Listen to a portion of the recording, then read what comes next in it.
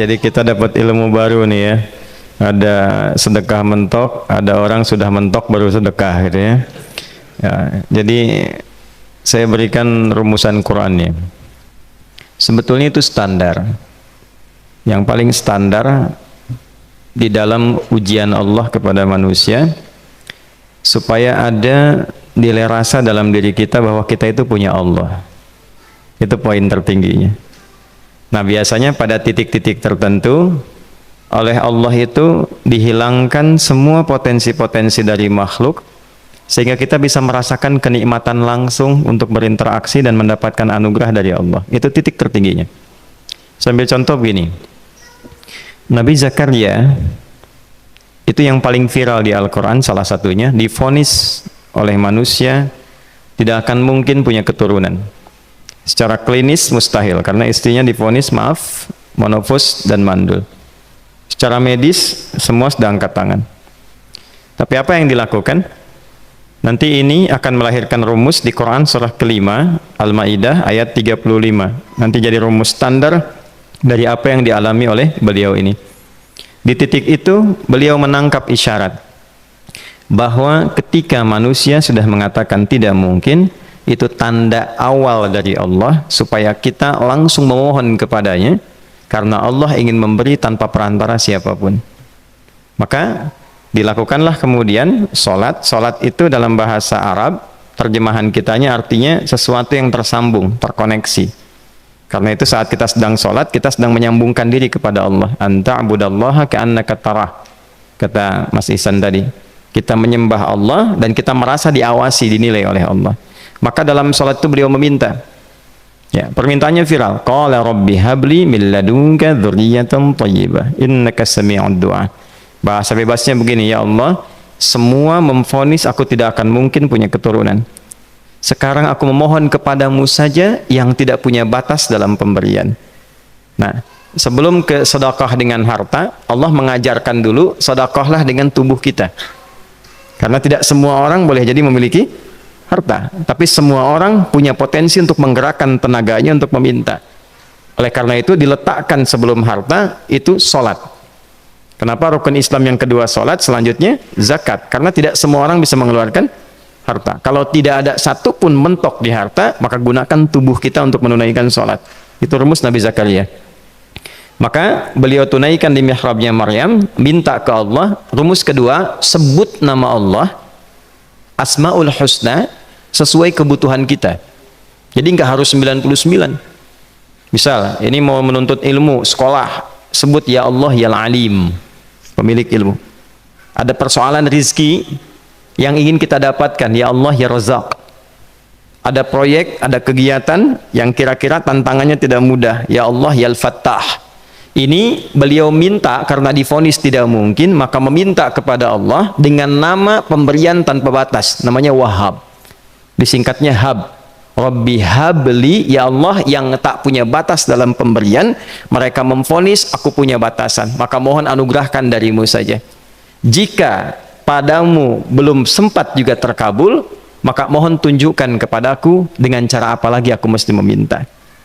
Maka dalam situasi mentok itulah kemudian turun langsung jawaban.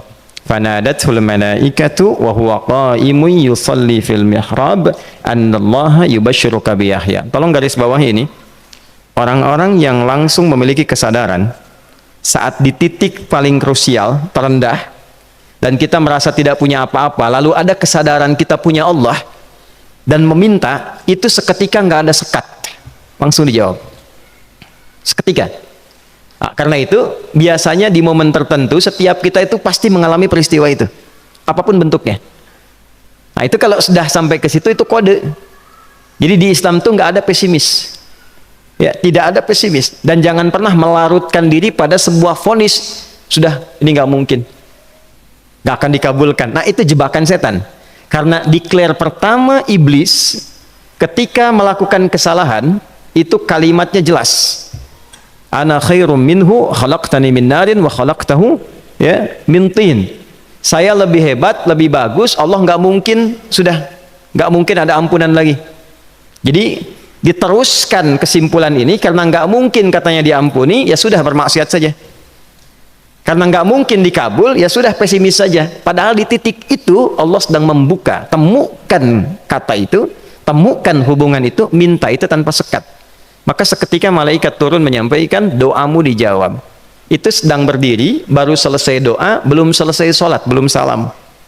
Turun malaikat mengatakan, Allah kasih kabar, kamu akan punya anak, langsung namanya dari Allah Yahya. Jadi Yahya itu pemberian Allah. Ya, pemberian Allah. Yahya artinya hidup. Yang mustahil menurut manusia, lahir seorang bayi dari rahim perempuan yang divonis menopause dan mandul, kata Allah jadi dan hidup. Nah, rumus itu nanti terus dialami oleh para nabi, puncaknya di era Nabi Muhammad SAW, nanti melahirkan panduan di Quran surah 5 ayat 35. Ya ayyuhalladzina amanu ittaqullaha wabtaghu ilaihil wasilah. Perhatikan kalimatnya dengan detail ya. Hei semua orang yang masih merasa punya iman, tuh iman kita disentuh. Jadi kalau mengalami persoalan di titik nadir terendah, itu yang disoal oleh Allah imannya dulu. Kamu masih punya iman nggak? Orang beriman nggak mungkin pesimis. Orang beriman nggak akan putus asa. Orang beriman nggak akan bunuh diri. Imannya ditanya dulu. Katanya kau beriman, iman kamu di mana? Kalau masih punya iman, kata Allah, ini ujian dari saya supaya kamu nyebut saya. Katanya ingin mendekat, kata Allah kan? Ittaqullah. Nah ini rumusnya. Wabtaghu ilaihil wasilah. Kalau engkau pengen cepat dapat solusi, maka aku berikan perangkat untuk cepat mengabulkan doamu itu. Perangkat itulah disebut dengan takwa. Nah, takwa itu ada urutan 240 kali disebutkan dalam Al-Quran, dibagi pada 3 segmen. Segmen ibadah ritual, segmen ibadah sosial, satu lagi segmen rumah tangga. Ya, karena itu tinggal cari aja di ibadah ritual, misalnya sholat, bangun tahajud malam, minta sama Allah, dekatkan diri kita. Salah satu kasusnya Nabi Zakaria. Ya, itu poin yang pertama. Yang kedua nanti ada maliyah sosial, itu yang tadi dipraktekkan, sedekah dengan harta.